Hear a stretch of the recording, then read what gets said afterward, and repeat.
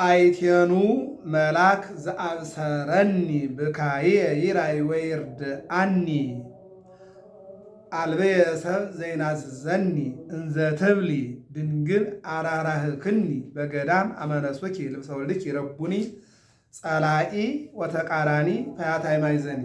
በስመ አብ ወወልድ ወመንፈስ ቅዱስ አሐዱ አምላክ አሜን። በዓለም ላይ የምትኖሩ ኦርቶዶክሳውያን እግዚአብሔር ልጆች ሰላም እግዚአብሔር ይብዛላችሁ። ከሰቆቃወ ድንግል አንዷን ወስደን ሰቆቃወ ድንግል ቁጥር 24 ላይ ያለውን በእመቤታችንና በቅዱስ ገብርኤል በእመቤታችንና በጌታችን በመድኃኒታችን ኢየሱስ ክርስቶስ መካከል ላይ ስለነበረ የስደት ወይም ደግሞ የግብፅ ጉዞ ላይ እመቤታችን ያለችውን አንስተን አጭር ነገር ነው የምንነጋገረው። እግዚአብሔር አምላክ የጊዜ ባለቤት ሁላችንም እንዲባርከን መልካም ፈቃድ ይሆንልን። መነሻው ለዚህ ነገር ማቴዎስ ወንጌል ምዕራፍ 2 ነው። ወተወሊዶ እግዚእ ኢየሱስ በቤተልሔም ዘይሁዳ በመዋዕለ ሄሮድስ ይላል። ሄሮድስ በነገሰበት ዘመን ጌታ ኢየሱስ በቤተልሔም ከድንግል ማርያም ተወለደ ይላል። በተወለደ ጊዜ 3 ነገስታት 70 ነገስት ዕጣን፣ ከርቤ፣ ወርቅ ይዘው መጡ ይላል። በመጡ ጊዜ ሄሮድስ አያቸው። ሄሮድስ ጠየቃቸው፣ ነገሩት። እነሱ ከደረሱ በኋላ እሱም ደግሞ ሄዶ ክብር እንደሚሰጠውና ስጦታ እንደሚሰጠው ነገራቸው። እነሱ ኮከብ መርሆሙ ቤተልሔም አብጽሖሙ ወቆመ መልዕልቲሆሙ ወዜንሆሙ አብየ ዜና ወዘይከውን ሎሙ ነገሮሙ። በአጭሩ በለዓም የተባለ በዘኍልቍ ምዕራፍ 24 ላይ ይሰርቅ ኮከብ እምያዕቆብ ወያትት ኃጢአተ እስራኤል።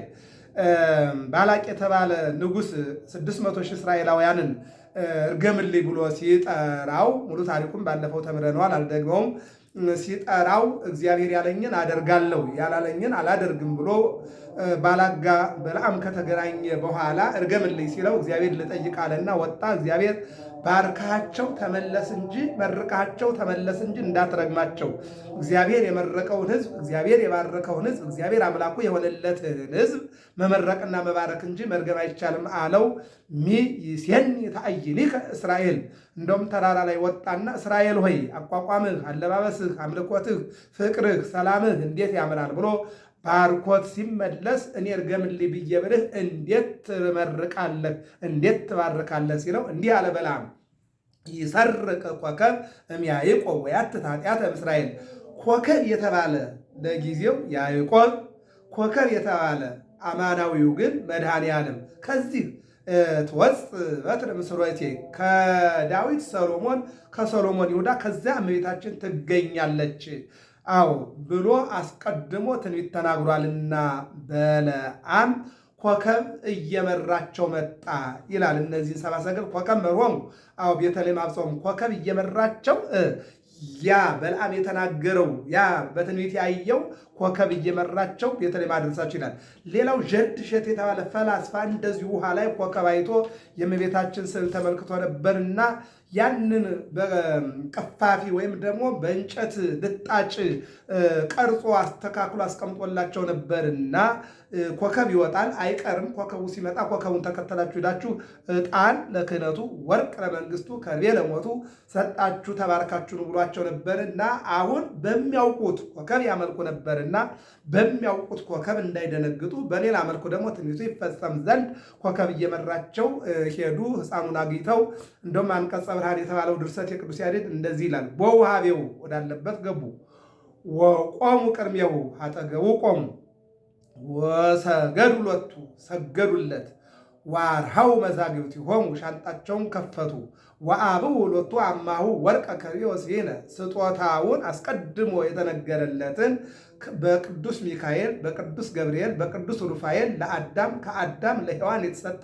ወርቅ ሲወርድ ሲዋረድ የመጣ ያንን ወርቅ ለመንግስቱ እንደገና ደግሞ ከመልከጼዴቅ ጀምሮ አንተ ካህኑ ለዓለም በከመ ሲመቱ ለመልከጼዴቅ ለክህነቱ ዕጣንን እንደገና ደግሞ ከርቤ ለሞቱ አስቀድሞ ትወለድ እምወለትከ ኦሪት ዘፍጥረት ምዕራፍ 3 ቁጥር 10 ላይ የቅዱስ ጴጥሮስ ደቀ መዝሙር እንደተናገረው ምንድነው ያለው? ከ5500 ዘመን ሲፈጸም ከሰማየ ሰማያት ወርጄ ከድንግል ተወልጄ አድንሃለሁ ያለው ያ ትንቢት ይፈጸም ዘንድ ምንም እንኳን አምላክ ቢሆን ንጉሥ ቢሆን መራራ ሞትን እንደሚሞት አውቀው ተናግረው ነበርና ትንቢት ይህንን ከርቤ አመጡለት ይላል። ከዚህ በኋላ በዚያው መንገድ ተመልሰው ሊሄዱ ሲሉ የእግዚአብሔር መልአክ ቅዱስ ገብርኤል በኮከብ ተመስሎ ሲመራቸው የነበረ ያ ንጉሥ ሊገድለው ይፈልጋልና በዚያ እንዳትሄዱ አላቸው። አሁን እዚህ ላይ ነው እንግዲህ የቅዱስ ገብርኤል መነሻው። ምንድን አለው? ዮሴፍን ተንስ ንሳ ሕፃነ ወጉዬ ብሔረ ግብፅ፣ ሕፃኑን ከእናቱ ጋር ያዝና ወደ ግብፅ ሽሽ አለው ነው የሚለን። በዚህን ጊዜ ወነቂሆ ዮሴፍ እምነዋሙ ገብረ በከመ አዘዞ መልአከ እግዚአብሔር በሕልሙ። ዮሴፍ በሕልሙ ቅዱስ ገብርኤል ነገረው። በሕልሙ የነገረውን ሲነሳ የእግዚአብሔር መልአክ እንደነገረው ሕፃኑንና እናቱን ይዞ ሸሸ። እኛ እኮ በሕልም አይደለም በእውነትም እየተነገር ማድረግ አልቻልንም እኮ። በሕልሙ የነገረውን የእግዚአብሔር መልአክ ያለውን አደረገ ፈጸመ ነው የሚለው። እኛ በቅዳሴው ይነገረናል፣ በወንጌሉ ይነገረናል፣ በአውደ ምሕረቱ ይነገረናል። በሁሉም የማይነገረን ነገር የለም። ማድረግ ግን ተስኖናል። አረጋዊ ዮሴፍ ግን በሕልሙ ያየውን ገብረ በከመ አዘዞ መልአከ እግዚአብሔር በሕልሙ፣ የእግዚአብሔር መልአክ በሕልሙን የነገረውን አደረገ ነው የሚለው። እግዚአብሔር የነገረንን፣ መላእክት የነገሩንን፣ ድንግል ማርያም የነገረችንን፣ ጻድቃን ሰማዕታት የነገሩንን እንድናደርግ እግዚአብሔር ይርዳን። እነሱ የሚነግሩን መቼም ሰላም ነው አይደለ? ፍቅር ነው አይደለ? ይቅርታ ነው አይደለ? አብሮ መኖር ነው አይደለ? አዎ፣ እንድንጨካከል እንድንገዳደል፣ አንዱ አሳዳጅ ሌላኛው ተሰዳጅ፣ አንዱ በይ አንዱ ተመልካች፣ አንዱ ደግሞ ፈራጅ አንዱ ደግሞ ተፈራጅ እንድንሆን፣ አንዱ ቀባሪ አንዱ አፈር መላሽ ተቀባሪ እንዲሆን አይደለም። እነሱ የሚያስተምሩ ፍቅር ነውና የፍቅር ሰው እንድንሆን እግዚአብሔር ይርዳን። ከዚህ በኋላ ነው እንግዲህ ዮሴፍ እመቤታችን ከልጇ ጋር ይዞ ሲሰደድ ሁለት መላእክት በግብፅ ላይ ተነሱ ይላል። አስተውሉ። ሁለት መላእክት፣ የብርሃን መልአክና የጨለማ መልአክ። የጨለማው መልአክ የትናንቱ መልአክ ሳጥናኤል፣ አሁን ዲያብሎስ የተባለው ሰይጣን ያ ምንድነው? ራእይ 12 ላይ ምን ይላል? ቁጥር 15 ላይ ታላቁ ዘንዶ ወደቀ፣ እንደወደቀም ባወቀ ጊዜ ልጅ የወለደችውን እናት ወይም ሴት አሳደዳት። እሷም ደግሞ የተዘጋጀላት ቦታ ነበርና ወርዳ 3 ዓመት ከ6 ወር በዚያ በበረሃ ሸሽታ ቆየች ብሎ የእመቤታችን ስደቷን ዮሐንስ ወንጌላዊ በራእዩ አስቀምጧል ማለት ነው። ስለዚህ ሁለት አይነት መላእክት ተነሱ ይልና አንደኛው የጨለማው ቡድን ነው። ይሄ ራእይ አሁንም እዚያው ላይ ነው የምመለሰው 12:6 ላይ ሚካኤልና ቅዱስ ገብርኤል ሱራፌል ከዘንዶ ጋራ ከዲያብሎስ ጋራ ከሳጥናኤል ጋራ ተዋጉ፣ አልቻላቸውም፣ ወደቀ። መውደቁም ባየ ጊዜ ልጅ የወለደችውን ሴት አሳደዳት እያለ ነው የሚያመጣው ማለት ነው። የሚገርመው ዓለም እኮ ዛሬ የወደቀው በወደቀ ሰይጣን እኮ ነው። ምንድነው? የወደቀ ይዞ ይወድቃል። አዎ እንደሚባለው የወደቀ ሰይጣን፣ የተጣለ ሰይጣን ዛሬ ዓለሙን ያጨናንቀዋል። ዛሬ ኢትዮጵያ ላይ በሰዎች ልቦና አድሮ አንዱ አሳዳጅ፣ አንዱ ተሰዳጅ፣ አንዱ በአንዱ ተመልካች አድርጎን እንመለከታለን ማለት ነው። የወደቀ ሰይጣን ተነስቶ ከሚጥለው እንደው የባሰ ምን ውድቀት አለ? አዎ ሰው የወደቀውን እዚያው ላይ ጥሎ አጋንንትን አሰራር አፍርሶ ከእግዚአብሔር ጋር ይኖራል እንጂ በወደቀ ሰይጣን የሚወድቅ ትውልድ ከባድ ነው። ይሄ የምን ውጤት ነው? አለመጸለይ፣ አለማስቀደስ፣ አለመማር፣ አለማስተዋል፣ ትእዛዘ እግዚአብሔርን ሕገ እግዚአብሔርን አለመጠበቅ ነው። ስለዚህ በአጭሩ አንደኛው መልአክ የጨለማ መልአክ ነው። እሱ ምን ይላል? ሄሮድስን ሕፃኑን አዝላ እየሄደች ነው፣ ሂድ ድረስ ልታመልጥ ነው ይላል። ዛፍ ስር ቁጭ ብላለች፣ እያጠባች ደክማለች ይላል። እነሆ አረጋዊ ሽማግሌው ደክሟል፣ ደርሳችሁባቸዋል እያለ እያመለከተ እንደውም መተርጉማን ይላሉ፣ አዎ በሰይጣን አመላካችነት እመቤታችን ካረፈችበት ቦታ ሰራዊቱ ደርሶባት ነበር ይላል። ደርሶ ነበረ። እንደውም 4 ነገሮች በስደቷ ላይ እንዳይረሱ ይላሉ መተርጉማን።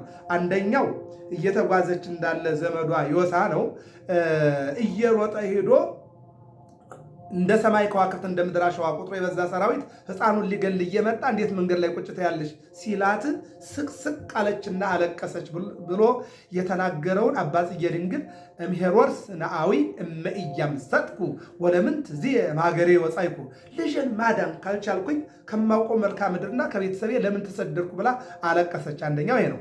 ሁለተኛው ሰብአ ሰገል ያመጡለትን ልብስ በጠፋባት ጊዜ ነው።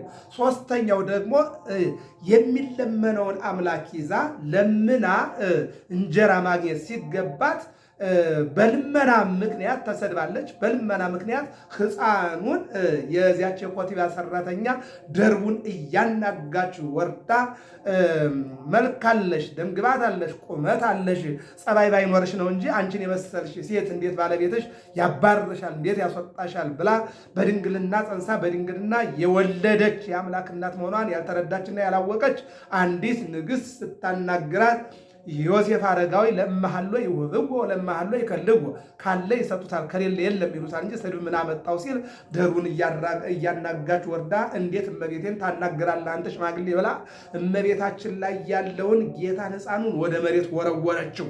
በዚህን ጊዜ ሶስተኛው ይሄ ነው። አራተኛው ሁለት ወንበዴዎች ጥጦስና ዳክርስ ስታያቸው በቃ አለቀ ልጅን ገደሉብኝ ብላ ያለቀሰችውና እነዚህ አራቱ በዘመነ ጽጌ በወርኃ ጽጌ ከመስከረም 26 ከኅዳር 5 40ውን ቀን ሊረሱ የማይገባቸው የድንግል ሐዘኖች ተብለው ተቀምጠዋል ማለት ነው። ስለዚህ አረጋዊ ዮሴፍ እመቤታችን አርፈው ባሉበት ዮሳ ደረሰና በቃ አለቀለት ልጁን ሊገሉት ነው ሲሏት አለቀሰች ምርር ብላ። ጌታ ምን አለው? አመጣጥህ መልካም ነበረ፣ አነጋገርህ ግን ክፉ ነውና እስከ ዕለተ ምጽአት ሐውልት ትሆናለህ። እኔ ይገርመኛል። አሁን አመጣጣችን ቤተ ክርስቲያኑን ስንሸፍነው መሙላታችን፣ መብዛታችን፣ አገልጋዩ፣ ሊቃውንቱ፣ ምዕመናኑ፣ ሕፃናቱ፣ ወጣቱ ደስ ይላል። ግን አስተሳሰባችን መጥፎ ነው። አዎ ቤተ ክርስቲያን መጠን የምንሰራው ስራ የምናደርገው ሐሜቱ፣ ተንኮሉ፣ መገፋፋቱ ብዙ ነገር አለ። አንዳንዱ በመቀመጫ ይጣላል፣ አንዳንዱ ገፋሽ ገፋኝ ይባባላል።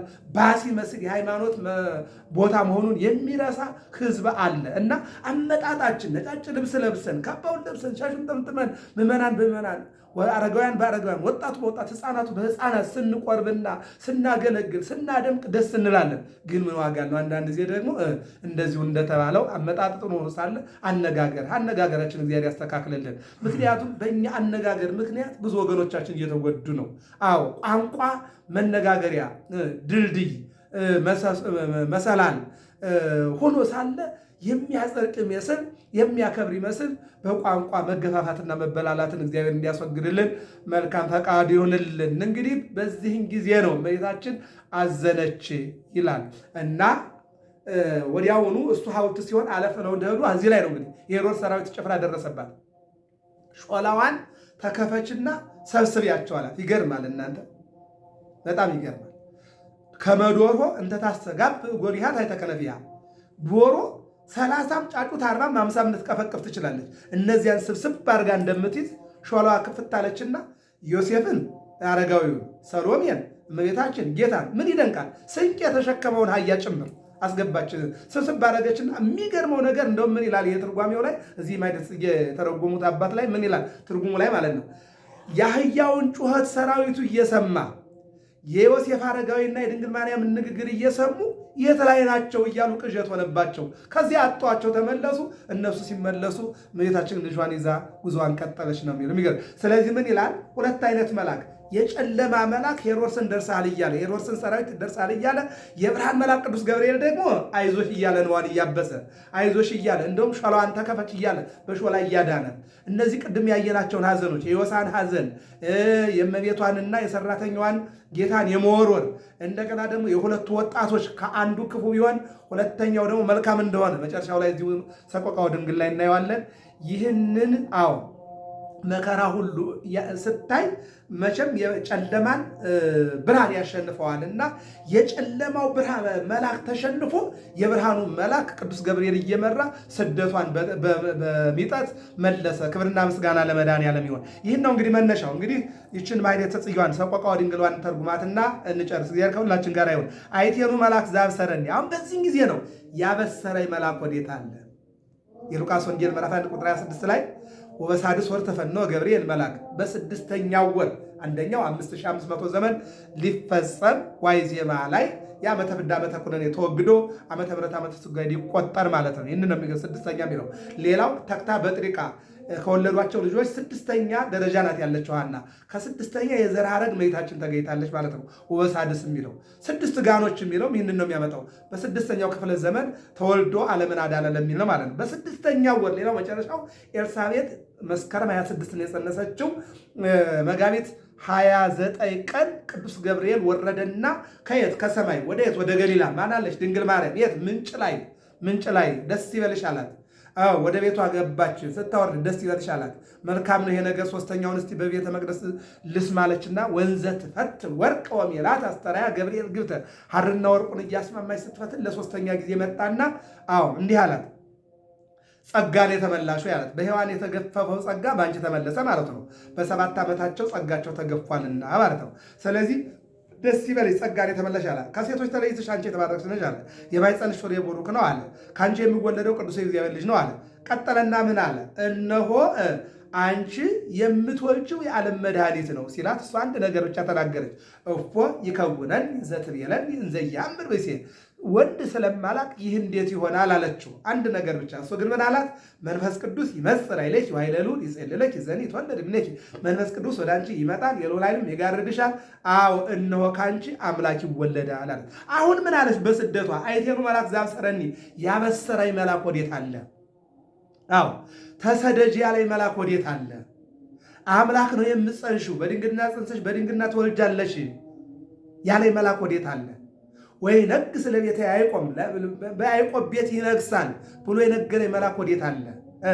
ብካዬ ይራይ ወይርድአኒ፣ እንባዬን ይመልከትና ይርዳኝ፣ ያግዘኝ። ያግዘኝ። የት ነው ያለው? ያ 15 ዓመት ሕፃን ሁኜ እንስራ ተሸክሜ ወደ ምንጭ ሄጄ ስመለስ ትጸንሻለሽ አለኝ። እንስራውን ሳወርድ ትጸንሻለሽ አለኝ። በቤተ መቅደስ ገብቼ ትጸንሻለሽ አለኝ። ከአንቺ የሚወለደው የዓለም አምላክ ነው። የዓለምን የሚገዛ ነው። በመስቀል ላይ ተሰቅሎ ዓለሙን የሚያድን ያለኝ ያ መልአክ ወዴት አለ አለችና አልበ የሰብ ዘይናዝዘኒ፣ የሚያስለቅሰው ይሄ ነው፣ የሚያጽናናኝ ወገን የለኝም አለች። ዛሬ ይህን ድምፅ ለመናገር በእውነት ዛሬ ባለ ጊዜ የሚያጽናና ብዙ ነው። ባለ ጊዜ የምትሰጠው፣ ባለ ጊዜ የምታበላው፣ ባለ ጊዜ ስልጣን፣ ባለ ጊዜ ሀብት፣ ባለ ጊዜ ደምግባት፣ ባለሽ ጊዜ ደምግባት፣ ባለ ጊዜ አንደበት፣ ባለ ጊዜ የሚያጽናና የሚቀርብ ብዙ ነው። በወደክ ጊዜ፣ ባጣህ ጊዜ፣ በነጣህ ጊዜ ግን ማን ነው? በተሰደድክ ጊዜ አይዞህ ባይ ማን ነው? ምንድን ነው ያለችው? የሚገርም ነገር ነው። አልበየሰብ ዘይናዝዘኒ፣ አልበየሰብ ዘይን፣ የሚያጽናናኝ ዓለሙን የሚያጽናና። እንዴ ቅዱስ ጴጥሮስ ምንድን ነው ያለው? አንድ ነገር ልጠይቅህና ይብቃኝ አለው። ምንድን ነው አለው?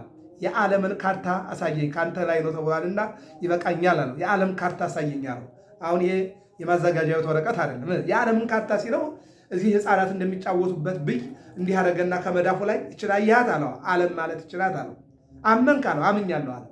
ካመንክ አንተ የት ነው ያለው አለው። ከአንተ መዳፍ ውስጥ እንደ ጫጩት እንጭል እንጭል እያልኩ ነው ያለሁት አለ። ክብርና ምስጋና ለመድኃኒዓለም ይሁን።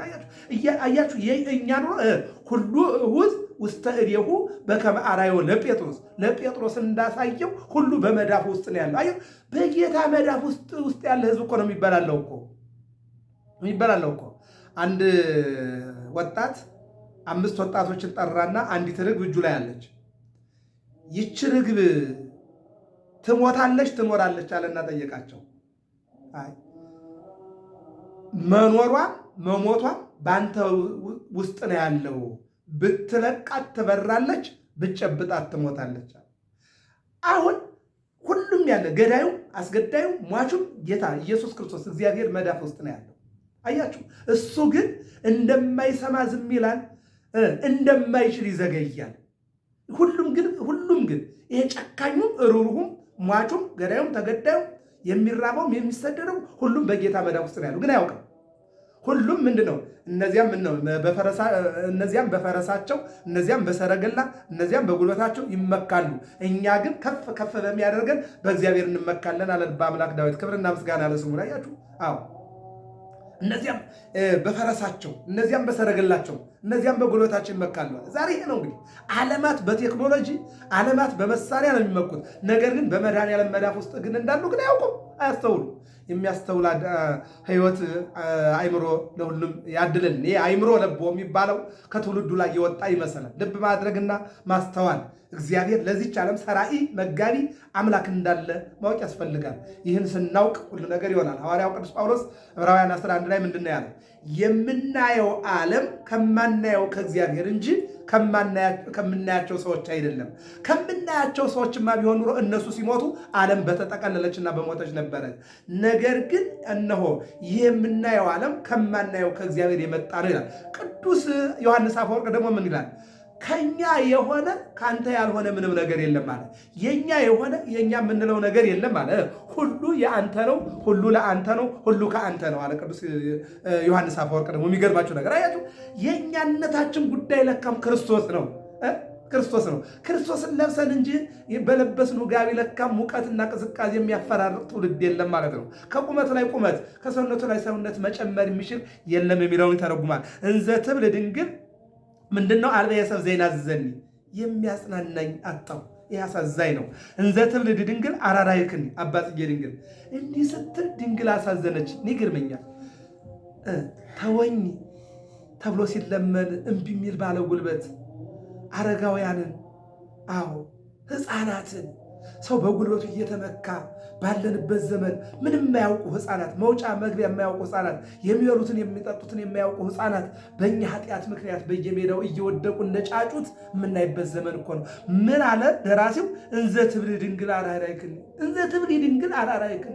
ይህን ስትል ድንግል አሳዘነች። ምን የሚያጽናናኝ የለም።